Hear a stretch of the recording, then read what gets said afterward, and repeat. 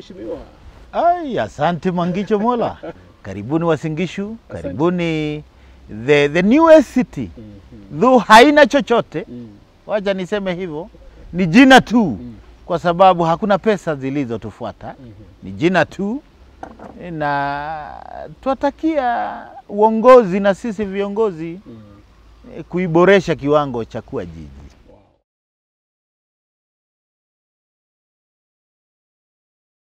Siasa ni kuangalia ni nini inastahili, na wakati mwingine kuwa kiongozi kamili. Kiongozi, kwa nini unaitwa kiongozi? Uongoze wengine wakufuate. Lakini penye tunaelekea Kenya imekuwa ni vile vingine. Nimekuwa nikisikia kiongozi aliyekuwa mdogo wa rais ama naibu wa rais, sijui ni Kiswahili sanifu, amekuwa akisema nasikiza ground. Mara nyingi tusisikize ground, mbali uongozi ni uwe mbele na kuongoza watu kuelekea njia inayostahili. Kwa hivyo mimi nilikuwa mbele na nilikuwa nimeamua katakata hilo wimbi, sifuati, siingii ndani, kwa sababu nafikiri niliwaelewa wengi walio ndani ya serikali ya Kenya Kwanza, na kwa hivyo yanayotendeka kwangu si staajabu. Nilitarajia, hata imekawia, nilitarajia sana.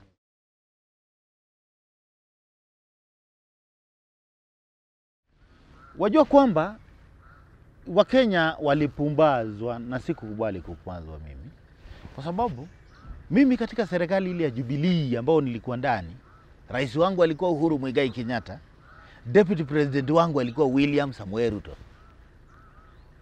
Na huwezi niambia unatafuta kura ukiniambia ile serikali hawakufanya, na wewe ndio ulikuwa namba 2. Hiyo ni kusema ile ulikosa kufanya pale ndio utaendeleza kufanya kule. Unajua, ungeniambia ilikosa kufanya kazi nikajitoa na ninataka kufanya kile tulitakiwa kufanya, ningekuelewa.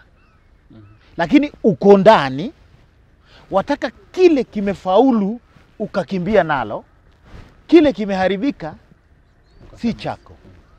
Hapo nikatoa kosa la kwanza. La pili, ni kweli kuna mahali tuliambiwa wakati moja kwamba mdahalo na mazungumzo ya nchi hii tutaibadilisha. Na ni kweli ilibadilishwa, ikaletwa jambo la, kuna watu waliitwa hasla na watu wakaitwa dynasty.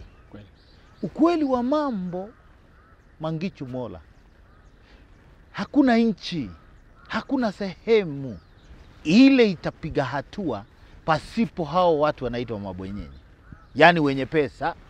Kwa sababu huyo tu ndio anaweza kuwekeza akaajili wale hawana. Akuwe na shamba mzuri, atafute watu watakuja kumlimia. So the moment wewe unataka kuniambia utapiga wale walizo nazo, inchi tengenezwa na wasizo nazo, hata kama mimi sina, ninapigania kufika pale juu penye wanazo. Kwa hivyo hilo pia nikaona hapa tunakanganywa. Na ya mwisho kabisa kueleza, jameni, hii serikali tutaunda na mama mboga na bodaboda na huyo mtu wa chini. Nikajiuliza, kweli hapa kuna ukweli ama ni Wakenya wanatapeliwa? Na bila shaka, kwa sababu mimi ama an independent thinker, nikaona hapa kuna kukanganyana. Niambie leo, kama si kukua kukanganyana, ni mama mboga yupi aliopewa kiketi chochote katika serikali? Ni mtu yupi huyo wa bodaboda ama aliyepewa jina ile mtafutaji ama jina hasla? Alitolewa kule, tunaonyeshwa kama mfano, ndio ikue kweli ni hiyo mfumo wa bottom up. Ilisemekana vizuri sana, bottom ni nini? Hiyo imefanyika kutoka chini kuelekea chini. Mimi hiyo kabisa sikutaka nielezewe na mtu, kwa sababu ama ni independent thinker. Niliona hapa tu ni jinsi ya kuhakikisha watu wameambiwa kile wanataka kusikia. ili hali watu walijua kwamba tunalosema it is not implementable wherever. Hiyo ndio ilikuwa sababu yangu.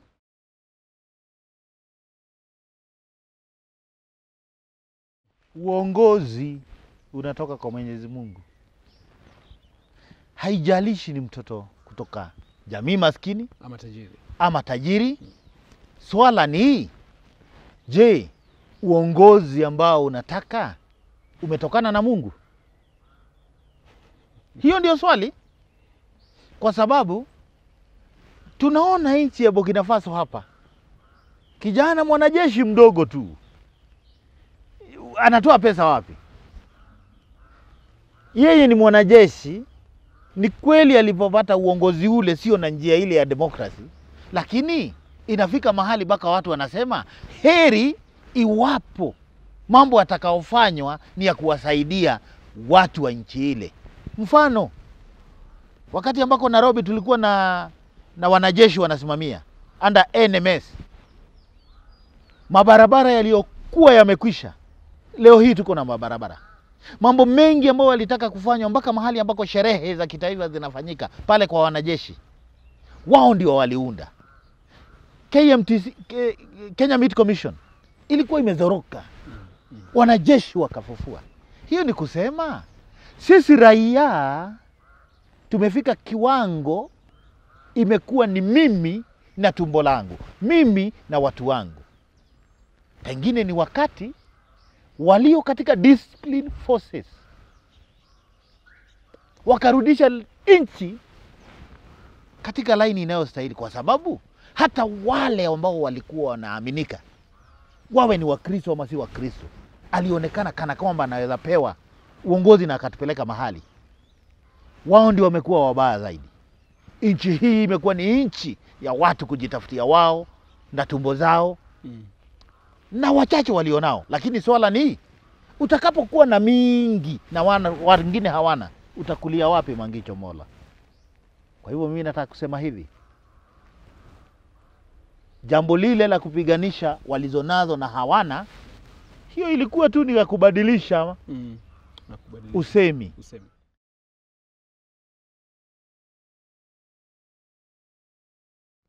Mwenyezi Mungu nisamehe, kanisa ndio walituingisha kwa shida tulio kama Wakenya. Kwa nini? Waliingia siasa ili hali hawakutakiwa kuingia katika siasa. Katika Wakristo wale wanajitambua, huwa wanaombea wanasiasa, lakini sio kushika moya kukua kwamba vile wananchi wanaenda kupewa shilingi 100, 200, 1000, 10, nyinyi ndio mko mstari wa kwanza. Hivyo ndio wachungaji walifanyika. Bishop alipewa pesa nyingi kuliko mchungaji. Wao walibeba baka wake wao wakiwaita wachungaji. Huo ni urongo ama uko uongo? Wakachukua walio nyuma yao kuwaonyesha kwa wanasiasa kwamba hawa ni wachungaji wa kanisa letu. Hiyo ilikuwa uongo ama ilikuwa ukweli? Mimi nataka kukuambia, katika siasa hii iliyopita, licha ya mimi kuwa mcha Mungu, lakini si kwenda makanisani kuomba kura. Kwa sababu gani? Nilishajua kitumbua kishaingia mchanga. Kanisa inatakiwa kusimama pale independently kuombea nchi na wanasiasa na viongozi. Lakini wanapoingia wao ndio wanapiga siasa. Mpaka walikuwa na badge wakati ya kura, ati wao ndio wanachunga kura. Tangu lini? Na kama si kweli, kuna kanisa either zilikwisha ama washiriki walipunguka. Ni Wakenya wengi walikuwa naenda kanisani, siku ya leo hawaendi kanisani. Kisha na sababu waliona wachungaji ndio wamepoteza. Kwa hivyo mimi nataka kusema hivi, naheshimu mafuta ya wachungaji kama Mkristo, lakini walilotenda na waliotendea Wakenya wanastahili kutubu na kusema tulikosa na hatutarudia tena. Kwa sababu gani? Kosa tulilo nalo ndio walifanya. Kwa sababu Wakenya tukiwa Wakristo wengi walifanya washiriki wakaona anaingia katika uongozi ni Mkristo mwenzetu. Sawa? Na kama Mkristo, pengine ile desturi ya Wakristo itaingia katika uongozini. Lakini tumeliona tangu uongozi ulipopatikana. Hilo ndio swali. Hata wenyewe wachungaji wameshangaa, dunia gani tulio? Msichoke. Rudini kwa magoti, kwanza mtubu na mwambie Mungu atupe mwelekeo.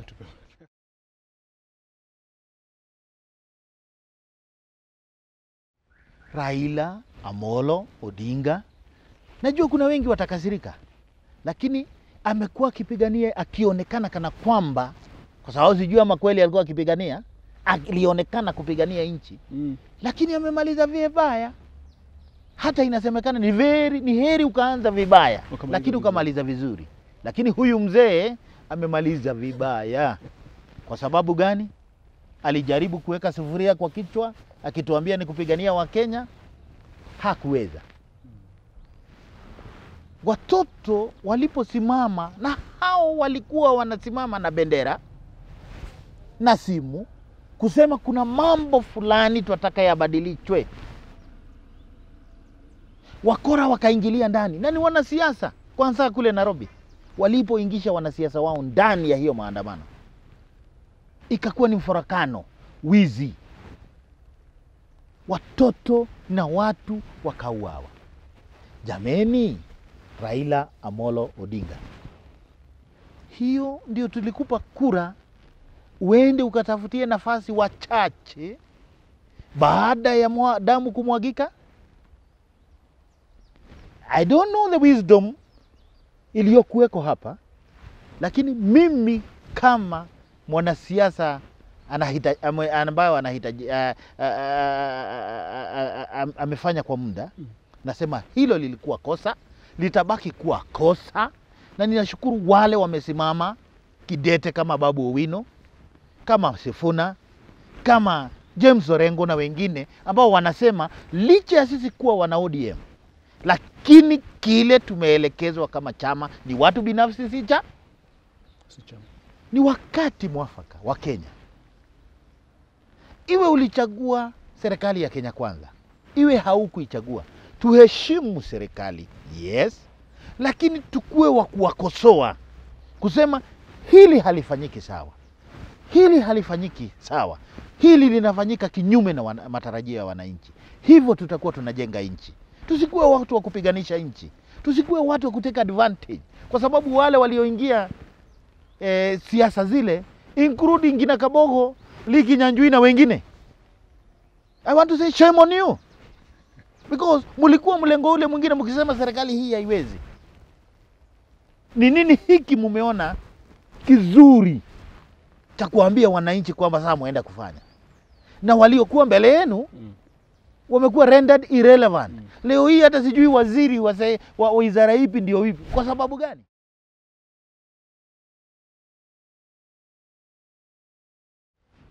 Mimi yawezekana kuwa sina hiyo cheo kikubwa, lakini mimi ningetaka tukue watu wanaheshimu gari ama vyama ambavyo vimetupeleka katika uongozi. Vivyo hivyo nimeona katika chama changu cha Jubilee. Muda tu walipoingia kule, walifanya nini? Wote tu walisema wanataka kufanya kazi na serikali. Lakini si kufanya kazi. Ni murungula ama mulungula ile waliitiwa wakapewa. Kwa sababu gani? Waliona walinyamaza. Hatuoni kile wanafanya. Mwenyezi Mungu waonaye sirini, wote ambao wakejeli na kuenda kinyume cha wananchi, Mungu akawanyima uongozi. Hata kama ni mimi. Kwa sababu gani? Kenyans deserve better. Kenyans deserve to be respected. Lakini ninapoona vyama vyote ati zinasema zinataka ziungane, tunazunguka nchi yote tukionyesha kwamba ati tunafanya ziara ya maendeleo. Maendeleo gani? Mangicho Mora, hii sio maendeleo, ni siasa ilianza mapema. Ndio maana nataka niweze. Na ndiposa ukaona kijana mkakamavu anaitwa Kebaso Morara akatoka nyuma kapewa tu na weledi na Mwenyezi Mungu, akituonyesha waziwazi ni kweli wamekuwa wakienda katika miradi ya maendeleo, lakini mahali fulani walianzisha mradi huu kwa leo haujaisha. Akaenda kwingine, Hiyo ni kusema nini? Tunaendelea kutapeli wa Kenya, lakini Mwenyezi Mungu aishie mbinguni akaweza kukumbuka wa Kenya. Kama ni dhambi tulifanya, ifike mwisho, tusamehe Mungu na utupe inchi, uturejeshe inchi yetu, ukabadilisha viongozi wetu wakakuwa kuangalia ni nini wananchi wanataka, kwa sababu wanalofanya kwa sasa ni lao, sio la wananchi. Asante.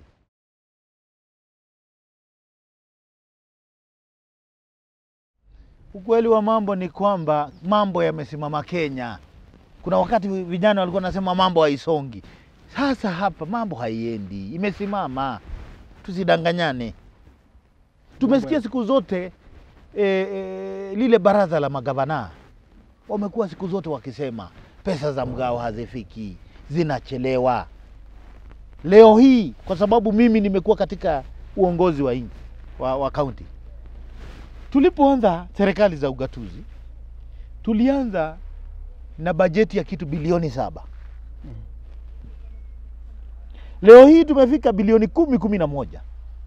Lakini la kusajabisha zaidi, tulianza na bilioni 3,200,000, 3.2 bilioni pesa za maendeleo. Hizo zingine zilikuwa za haya mambo mengine watu husema ya kunywa soda, chai, yani matumizi ya serikali. Lakini la kushangaza mno ni kwamba tumefika bilioni 11, na la kusajabisha tumetoka 3.2 bilioni tumerudi 3 bilioni. Kejele ile aina gani? Kwa nini ile inafanyika hivi? Ni vyema wale ambao wanafanya budgeting wanasema kwamba pesa ya PE, personal emolument, yani pesa ya kulipa wafanyikazi, angalau isipite 35%. Lakini nini kinafanyika katika kaunti nyingi? Imefika 40, zingine imefika more than 50. Meaning, kuliko kutilia mkazo maendeleo ya wananchi, governors na viongozi wanafikiria wataajiri familia zao, kwa sababu hata sio county, wataajiri wale wanawajua kujaribu kuwaridhisha. Vivyo hivyo katika serikali kubwa, pesa nyingi tunafikiria kwamba ati kazi ni kuajiri watu. Kazi ni kuwawezesha wananchi wafanye biashara, wafanye kilimo, ili tukuze uchumi wa nchi. Kwa hivyo nataka kusema nyinyi governors, hilo jambo mnajidanganya kwamba mwaweza kuajiri watu katika kaunti hizi. Mkatoka kile kimepeano kibajeti 35%, zingine zimefika 50%. Kuna kaunti nilisikia wako 65%. Hiyo ni kusema haujui nini unafanya. Unatakiwa uache hicho kiti, wengine wakaongoza. Kwa hivyo ni wakati tuwe na wake up call kama nchi yetu kwamba mambo ya Wakenya imesimama. Unajua ni aibu tunaposikia kwamba rais ameenda kule Uchina, kwamba kuna wawekezaji watakuja kufuga kuku, na ni wao watakuja. Wakenya hawezi fuga kuku? Kejeli la aina gani? Vivyo hivyo pesa nyingi zinakuja katika donor funded. Enda Floka, enda kwingine, endeni mashinani muulize zimefanya nini. Unakuta kwamba zaidi ya 70-80% ni pesa ya matumizi, magari makuu, ofisi za kifahari, lakini mambo ya kubadilisha Mkenya hakuna. Ni wakati tumuombe Mwenyezi Mungu atupe viongozi, ama tubadilishie viongozi watakao sema maslahi ya mwananchi kwanza. Swali, hata tukuwe na mashamba dunia yote, tukuwe na yale magari mazuri yenye pengine hata petroli haitatutosha, itatufaidi nini na Wakenya wetu wanaenda uchi? Wengine wanalala njaa, wengine wanabebwa na maji kwa sababu mitaro ya majitaka haijafunguliwa. Ole wetu sisi viongozi. Ni wakati tujirudie tulichouliza kwa Mwenyezi Mungu na kwa wananchi. Tuatenda hilo ama tuatenda yetu na ya shetani?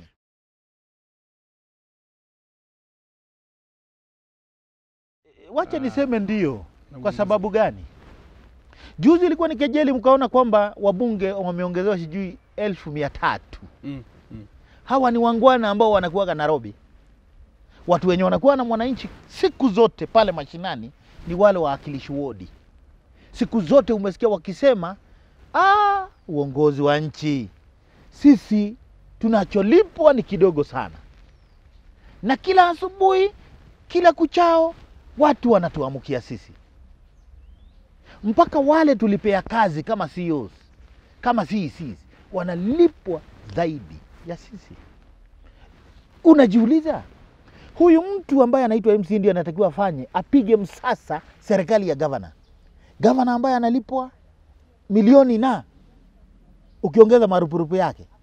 Lakini huyu MCA analipwa shilingi 10,080 na kitu. Ikiongozwa ya sitting allowance na utoe zile pesa nyingi ambao tunakatwa na serikali hii ya Kenya Kwanza, unakuta hawana chochote.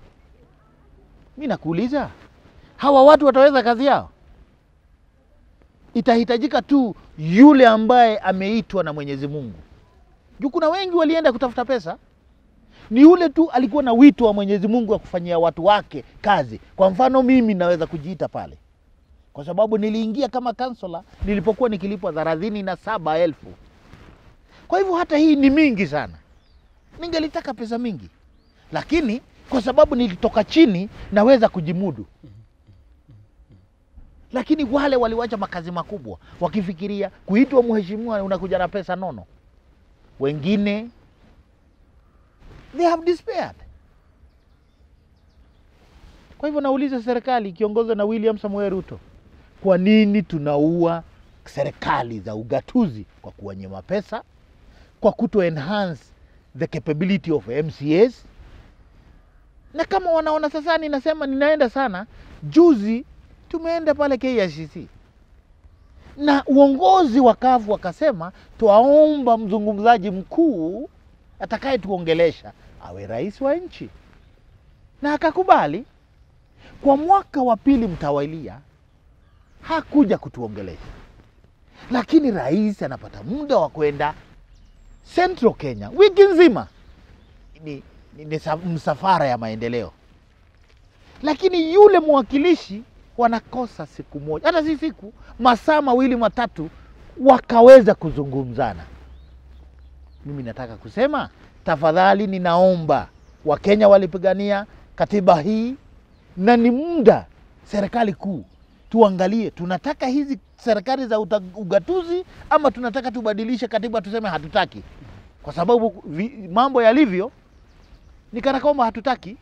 Na nyinyi magavana ambao mlifikiria mumewekwa pale kujitayarisha, sikia na usikie vizuri. Hizo pesa mnajinyakulia na kuweka.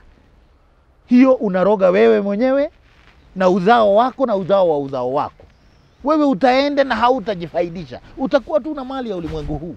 Lakini zile baraka za Mwenyezi Mungu hazipo. Wale wachache wanamuogopa Mungu. Tufanyie wananchi kazi na Mungu atatulipa.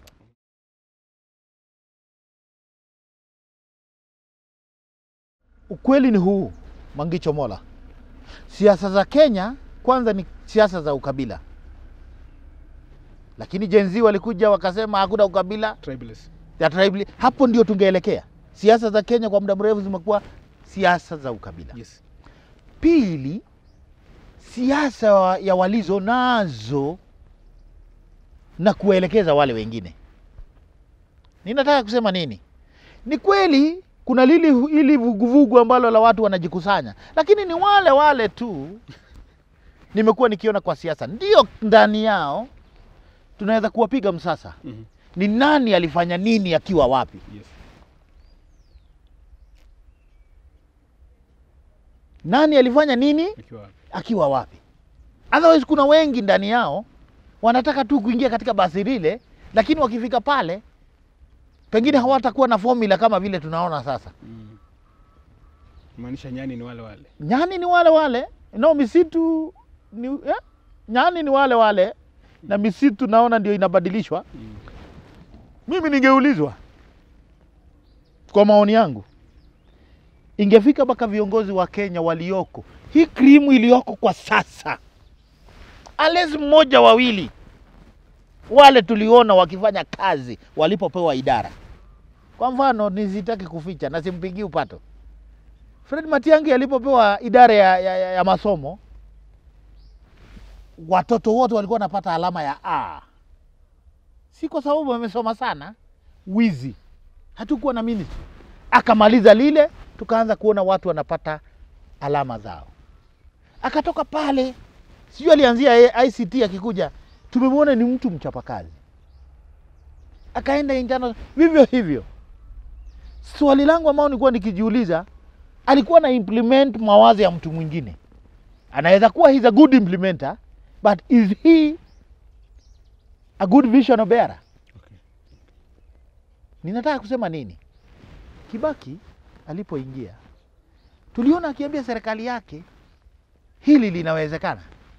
Hatukumuona akienda kulazimisha mambo ifanyike, lakini ilifanywa na aliyoaminia kazi. He was a very good thinker. Anasema Vision 2030, kaeni pale mtuambie tunatakiwa tufike wapi kufikia, na hilo ndio linakuwa implemented. Kiongozi mzuri. Hakuonekana akipigana na watu, hakuonekana akiongea sana.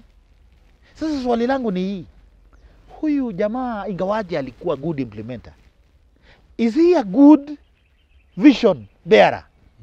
Kwa sababu anaweza kuwa yeye ni wa kutekeleza kile amepewa, lakini ana mawazo ya kutupeleka mahali. Mwenyezi Mungu ndiye anajua. Kuna mtu mwingine amekuwa akiongea na hajakuwa, amekuwa kwa siasa tu, lakini wakati mmoja amempiga sana. Nimekuwa nikimsikiza jamaa anaitwa Jimmy Wanjigi. Jimmy ni mwanaume yule namuonanga ukakamavu wake, vile anaeleza maneno ya economy. Najiuliza, are these things he talk implementable? If they are implementable, I think he is the right person we need. Lakini anaanguka mtihani. Kwa wakati huu, pengine jamii ya sisi ya kutoka mlima, ni wakati pia uongozi uende kwa watu wengine. Yes. You might be very sharp. Lakini hili jambo la jamii moja ikapigwa kwani ni nyinyi, ni wakati wa kukubali wengine wafanye, ndio. Lakini ninasema hivyo kwa nini? Ni jamaa nimekuwa nikimsikiza, uchumi inatakiwa kutengenezwa namna, because shida tulio naye nchi hii ni uchumi. Na wakati unaniambia uchumi umekuwa, wananchi wenyewe ndio wanatakiwa kusema mimi hata ile nyumba nilijenga kwa sababu uchumi umekuwa. Haka kagari unaona natembea nako ni uchumi umekuwa. Lakini serikali inaposema uchumi umekuwa na mwananchi hana cha kukula, je, ni nani anakanganya mwingine? Ndiposa ninasema hivi, how I wish he might not be a presidential candidate, but we need a leader. Tunataka kiongozi ambaye ataheshimu technocrat. Kama vile Kibaki alifanya. Kaeni pale, jina lile watawapa. Mnataka tuwe wapi wakati upi? Tusikue kama kwa wale walioko advisors kwa sasa. Nilisikia Ndii, nikasikia Moses Kuria, sijui na kila mtu akitolewa huku anadampiwa huko. Ni nini wametuambia kimefanyika? I don't know what wanafanya kule ndani. Lakini ninasema tunataka kiongozi yule atajua kwamba tumepeleka watoto shule kama wa Kenya. Na kuna watu wanaweza pewa wakae mahali, tuambieni tunaweza peleka idara fulani mbele aje. Vile vivyo kuwe na wengine. Kwa sababu saa hii kinachotendeka Kenya, nafikiri sitakuwa nimekosea nikisema itakuwa ni ile wazungu walisema ni trial and error. Hakuna ile nakala kamili ni wapi tunataka kwenda kama nchi. Tunataka mtu mwenye atakuja na sema nakala ya kwenye nataka nchi iende ni hii. Na inawezekana. Nilibahatika kwa sababu ya uongozi huu kuenenda nchi ya Singapore. Singapore walikuwa na kiongozi aliitwa Lee Kuan Yew, the first prime minister. Alitoa in one generation Singapore from third world to first world. Kwa hivyo inawezekana. Lakini na hii utapeli ya Kenya, Mwenyezi Mungu tusaidie.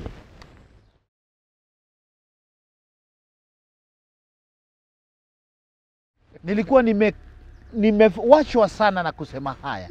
Lakini nataka kusema wale ambao wanajua kwamba kuna Mwenyezi Mungu, tusichoke kumuomba. Nchi hii iko mikononi mwa Mungu. Na kile tutamuomba kama nchi atatupa. Iwapo ni kutubadilishia viongozi walioko wakuwe na roho ya kusaidia wananchi, Mungu anaweza. Iwapo ni kutuondolea kama hawatusaidii tupewe wazuri, si wabaya, wazuri, kwa sababu kama tutapewa wale wabaya, heri tuendelee vile tulivyo. Tusikue kama vile wanasema alitoka kwa frying pan akaingia kwa moto. Kwa sababu Kenya Kwanza jameni, na sio kuwapiga, sipendi siasa. Mlisema Uhuru hajafanya, Jubilee hajafanya. Heri mahali mimi niko naweza sema barabara hii na hii na hii na hii ilifanywa na serikali ya Jubilee. Kwa hii niambieni ni kipi kimefanywa, kwa sababu wananchi ni kulia wanalia. Tufanyie mwananchi kazi, tuache siasa, tuache kuitana majina. Kwa hivyo William Samuel Ruto, rais wa nchi hii, jukumu liko kwa mabega lako. Tukipotea, Mungu atakuuliza. Wananchi hawa wakifurahi, Mungu atakuzawadi. Kwa sababu tukumbuke kama Mkristo mwenzangu, maandiko yanasema nchi inapoongozwa na nao mcha Mungu, kwa kweli watu hufurahi. Lakini nchi ikiongozwa na wasio mcha Mungu, nafikiri watu husononeka, hulia. Na naona Wakenya wanalia sasa. Nashangaa whether tunaongozwa na aliye mcha Mungu ama asiye mcha Mungu, kwa sababu ni maandiko. Watu wangu wa Langas, asanteni, mumesimama na mimi. Wajua kule kuna mradi ule tunafanya wa World Bank wa barabara ambao ni kama kilomita 4 hivi. Pale Kisumu ndogo, kuna pale KK, kuna pale Block 5. Tumshukuru Mungu kwa hayo. Na tutakaoifanya vizuri, tutaongezewa nyingine. Na hiyo yote tunafanya si kwa sababu Muya ni mzuri sana. Ni kwa sababu mimi ni mcha Mungu, ninajua kwamba uongozi pasipo Mungu ni bure. Ninawaamini, endeleeni kunisupport, na tukifika kule mbele, Mungu atatuelekeza jinsi ya kufanya. Mungu awabariki, Mungu abariki nchi yetu, abariki serikali ya Kenya, na iongoze toward kuongoza wananchi vile wangetaka kuongoza.